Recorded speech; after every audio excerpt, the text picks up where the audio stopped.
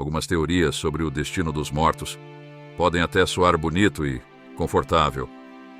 Porém, não resistem ao crivo das escrituras bíblicas. O que a Bíblia diz é: existe céu e inferno. Existe julgamento para todo e qualquer homem nascido sobre a face da terra. Deus revelou seu plano salvador à humanidade para que, através dele, todos igualmente tivessem acesso às portas da eternidade em um lugar de luz ou de trevas.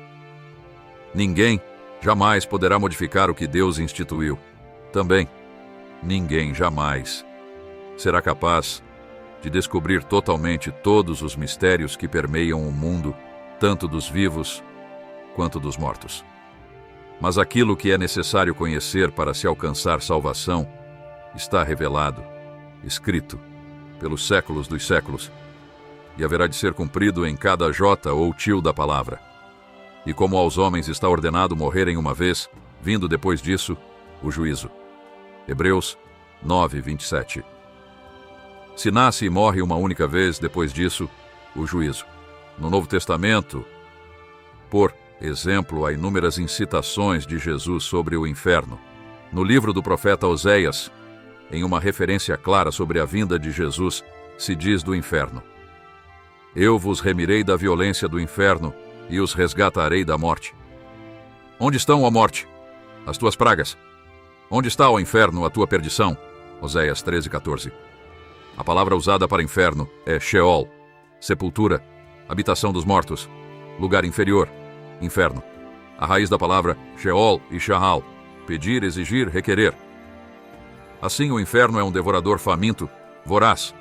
Nunca está cheio ou satisfeito, mas sempre quer mais. O Sheol e a destruição são insaciáveis, como insaciáveis são os olhos do homem. Provérbios 27, 20. O relato da morte de Lázaro, no Evangelho de Lucas, narra com riqueza de detalhes o que acontece com a pessoa após sua morte. E aconteceu que o mendigo morreu e foi levado pelos anjos para o seio de Abraão. E morreu também o rico, e foi sepultado. E no inferno ergueu os olhos, estando em tormentos, e viu ao longe Abraão e Lázaro no seu seio. E clamando disse: Pai Abraão, tem misericórdia de mim, e manda a Lázaro que molhe na água a ponta do seu dedo e me refresque a língua, porque estou atormentado nesta chama. Disse, porém, Abraão: Filho, lembra-te de que recebeste os teus bens em tua vida, e Lázaro somente males, e agora este é consolado e tu atormentado. E além disso, está posto um grande abismo entre nós e vós, de sorte que os que quisessem passar daqui para vós não poderiam, nem tampouco os de lá passar para cá. E disse ele: Rogo-te, pois, ó Pai, que o mandes à casa de meu pai, pois tenho 5 irmãos, para que lhes dê testemunho, a fim de que não venham também para este lugar de tormento. Disse-lhe Abraão: Tem Moisés e os profetas, ouçam-nos. E disse ele: Não, pai Abraão, mas se algum dentre os mortos fosse ter com eles, arrepender-se-iam. Porém Abraão lhe disse: Se não ouvem a Moisés e aos profetas, tampouco acreditarão, ainda que algum dos mortos ressuscite. Lucas 16, 22, 31. Após a morte, o crente em Jesus é escoltado por anjos para o seio de Abraão, um lugar de paz, também chamado de paraíso. Esse lugar é o mesmo indicado por Jesus quando, de sua crucificação, ele falou para o homem arrependido, conhecido pelos compatriotas como delinquente: Hoje mesmo estarás comigo no paraíso. Lucas 23, 43. Aos arrependidos e entregues aos cuidados de Jesus, segue o paraíso. Para os que resistiram à mensagem do Evangelho e negaram ao Filho de Deus, segue-se o Sheol. Ninguém, após a morte, poderá mudar sua escolha. Ela deverá ser feita em vida, como diz a passagem de Lucas sobre o rico e o mendigo. Existe um abismo entre céu e inferno, e no inferno há tormento e sede. O rico demonstra preocupação com os parentes que ainda são vivos, gostaria que eles acreditassem em Jesus para que fossem salvos. É interessante perceber que existe certa bondade nesse homem que está no Sheol, mas ele já não poderá viver outra vida, ou voltar à terra para falar a seus parentes sobre o destino dos mortos. A resposta de Abraão para o que está em tormento é enfática. É preciso ouvir o que diz a Bíblia. Ela está sendo apregoada na terra. A ordem celeste não comporta comunicação entre mortos e vivos. Não acreditarão, ainda que algum dos mortos ressuscite. E esse morto que ressuscitou foi Jesus Cristo. Mateus 12:40 diz: Porque, como Jonas esteve 3 dias e 3 noites no ventre da baleia, assim, o Filho do Homem estará 3 dias e 3 noites no seio da terra. O seio da terra seria o Sheol. Jesus desceu até ele e resgatou as chaves da morte. Por isso diz: subindo ao alto, levou o cativo o cativeiro e deu dons aos homens. Ora isto ele subiu, que é senão que também antes tenha descido às partes mais baixas da terra. Aquele que desceu é também o mesmo que subiu acima de todos os céus para cumprir todas as coisas. Efésios 4, 8, 10. Somente Jesus, nenhum outro nome. Ninguém em vida, por mais festejado e bom que pareça, se fez Messias, sendo crucificado e morto injustamente, ressuscitando ao 3º dia, reaparecendo aos seus discípulos e, em seguida, subindo novamente ao céu para retornar definitivamente em uma segunda vinda, com o objetivo de resgatar a sua igreja e marcar a consumação dos séculos. E vi na destra do que estava assentado sobre o trono um livro escrito por dentro e por fora, selado com 7 selos. E vi um anjo forte, bradando com grande voz: Quem é digno de abrir o livro e de desatar os seus selos? E ninguém no céu, nem na terra, nem debaixo da terra, podia abrir o livro, nem olhar para ele. E eu chorava muito, porque ninguém fora achado digno de abrir o livro, nem de o ler, nem de olhar para ele. E disse-me um dos anciãos: Não chores. Eis aqui o leão da tribo de Judá, a raiz de Davi, que venceu para abrir o livro e desatar os seus 7 selos. E olhei, e eis que estava no meio do trono e dos 4 animais viventes, e entre os anciãos, um cordeiro, como havendo sido morto, e tinha 7 chifres e 7 olhos, que são os 7 Espíritos de Deus enviados a toda a terra. E veio, e tomou o livro da destra do que estava assentado no trono. E havendo tomado o livro, os 4 animais e os 24 anciãos prostraram-se diante do cordeiro, tendo todos eles harpas e salvas de ouro cheias de incenso, que são as orações dos santos.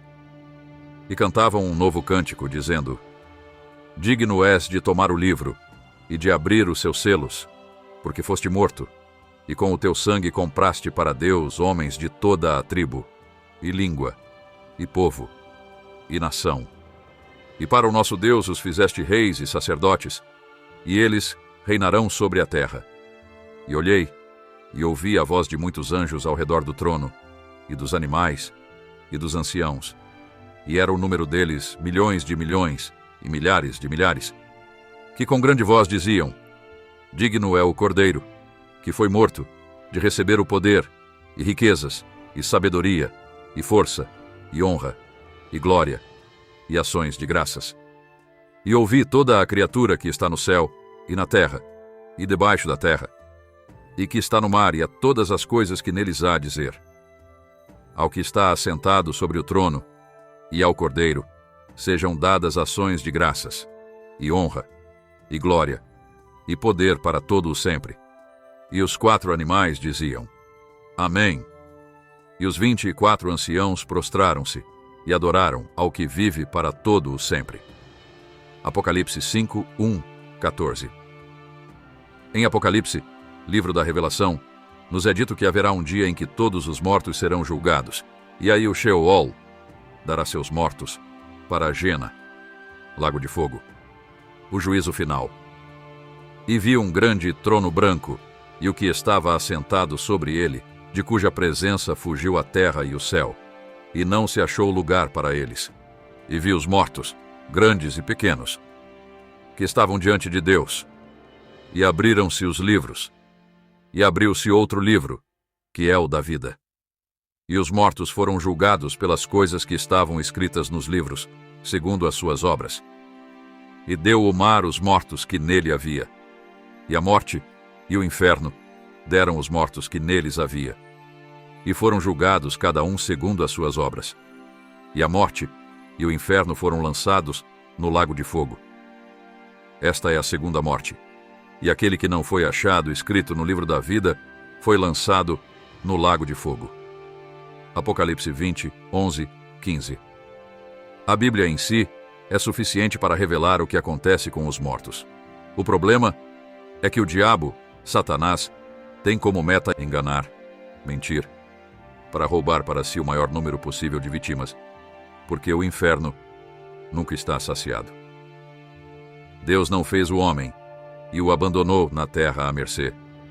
Desde o princípio da história humana, Ele deu subsídios para que, mesmo sendo nós limitados, pudéssemos, através da fé, sermos salvos da morte eterna. Viver pode ser dolorido, doloroso, porque o mundo geme e pranteia por causa da maldade humana que, ainda no Éden, escolhe obedecer ao diabo e negar a Deus. E você pergunta: Deus pode tudo, então por que não acaba com o mal de uma vez por todas? Está escrito: e ninguém poderá alterar uma letra que seja: o bem venceu o mal, e os salvos viverão eternamente com Deus. O mal será lançado no lago de enxofre. O mal terá um fim definitivo. Mas, até lá, muitos ainda deverão ser salvos. A palavra julgar, no livro de Apocalipse, se traduz como crima, vem de crime, criminal. Descreve o processo de julgar alguém culpado ou inocente. Crima é o julgamento de Deus sobre o erro. Nada que se faz na terra está oculto aos olhos de Deus. Tudo, absolutamente tudo, está registrado nos livros que haverão de ser abertos no julgamento final. Por isso, se há injustiças, crimes, mortes, perversidades que nos abismam, não ficarão impunes. É verdade que a justiça terrena poderia ser mais eficaz. Contudo, não podemos culpar Deus pela maldade humana. Ele, de fato, se importa com cada um de nós e não nos deu uma salvação apenas pós-morte, mas também em vida. Jesus é intercessor dos vivos, único. Tudo o mais é engano. Trevas que se formam por consequência da incredulidade na palavra de Deus. Deus quer que todos os homens se salvem e venham ao conhecimento da verdade. Porque há um só Deus e um só mediador entre Deus e os homens, Jesus Cristo homem, o qual se deu a si mesmo em preço de redenção por todos, para servir de testemunho a seu tempo. 1 Timóteo 2, 4, 6. O tempo é hoje, agora. A palavra de Deus não exige rituais, nem sacrifícios humanos, a não ser o que se faz pela renúncia de uma vida de pecados. A salvação não é um sistema, nem religião, não é invenção humana, nem doutrinas de mortos. É uma pessoa, chamada Jesus Cristo. A esse nome se dobrará todo o joelho, do homem mais rico ao mais pobre da terra. Porque está escrito: por mim mesmo jurei, diz o Senhor, diante de mim todo joelho se dobrará, e toda língua confessará que sou Deus. Assim, cada um de nós prestará contas de si mesmo a Deus. Romanos 14, 11, 12. Nossa esperança não deve estar em mortos, nem em homens vivos, mas em um só, que é Cristo. Fora dele não há salvação. Por mais coerente que pareçam outras teorias, Deus nos mostra que o diabo tem a capacidade de se transfigurar até mesmo em anjo de luz. Satanás se transfigura em anjo de luz, 2 Coríntios 11, 14. Ele pode tomar a forma de pessoas, animais, e o que mais achar conveniente para levar vidas ao abismo. Ele tomou a forma de uma serpente no Éden. Ele se fez passar pelo profeta Samuel em uma sessão de invocação aos mortos. Quando da tentação no deserto, Satanás mostrou reinos para Jesus. Ele tem um poder de persuasão muito forte e pode realizar sinais e prodígios, enganando quem não conhece a palavra de Deus. Precisamos estar atentos e confiar unicamente no Filho de Deus. Ele é quem dá forças ao cansado e faz o fraco forte. O paraíso. Hoje mesmo estarás comigo no paraíso. Lucas 23, 43. Nas palavras de Jesus ao ladrão arrependido, ficou evidente que o arrependimento é condição essencial para a salvação. Por isso, também, João Batista, a voz que clamava no deserto, anunciando um novo tempo, em que Deus havia descido à terra para falar diretamente com os homens, dizia: Eis o Cordeiro de Deus que tira o pecado do mundo, arrependei-vos. João 1, 23, 29. Deus dedicou a todas as gerações o anúncio de que existe uma vida após a morte, e ela é eterna, ou com Deus no paraíso, ou com o diabo no inferno. Ninguém poderá dizer, no dia do julgamento, que não ouviu falar de Jesus. Poderá sim dizer que o negou.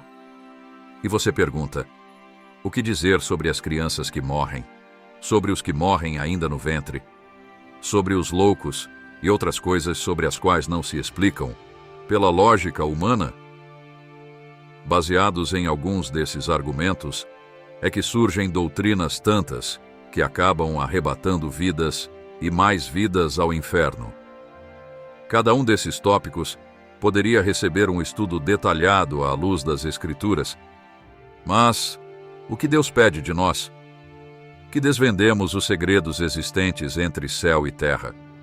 Nossa filosofia é vã, como diz Shakespeare, por mais brilhantes que alguns de nós possam parecer.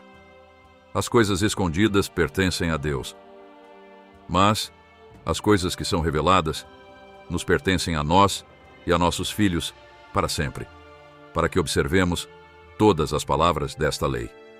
Deuteronômio 29, 29.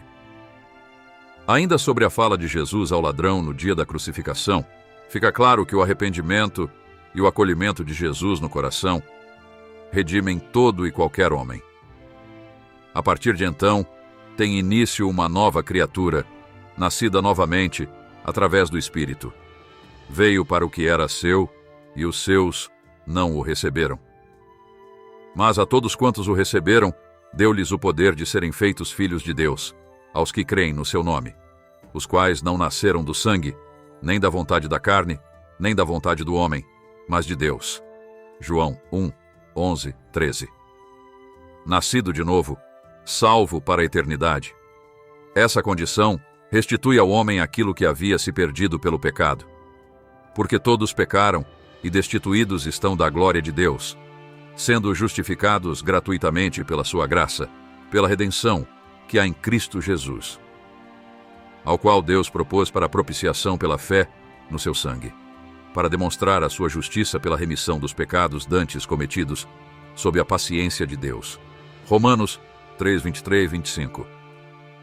Todos igualmente somos pecadores, mas a graça divina enviou a Jesus para nos permitir receber uma nova essência, essa que nos aproxima de Deus e nos transforma, a cada passo, em direção à eternidade. Esse fator não nos torna melhor que ninguém, pois salvação não é algo genético, mas uma escolha, nascida no coração e pode ocorrer mesmo à beira da morte. Esse fator, contudo, nos dá a certeza de uma vida com Deus, de uma casa celestial, quando a morada terrena se desfizer. Salvação é gozo indescritível em vida, apesar dos embates, de tudo quanto possamos viver nesse mundo repleto de injustiças e outros males. Salvação é a vida de Deus em nós. É Jesus Cristo ressuscitado como esperança eterna.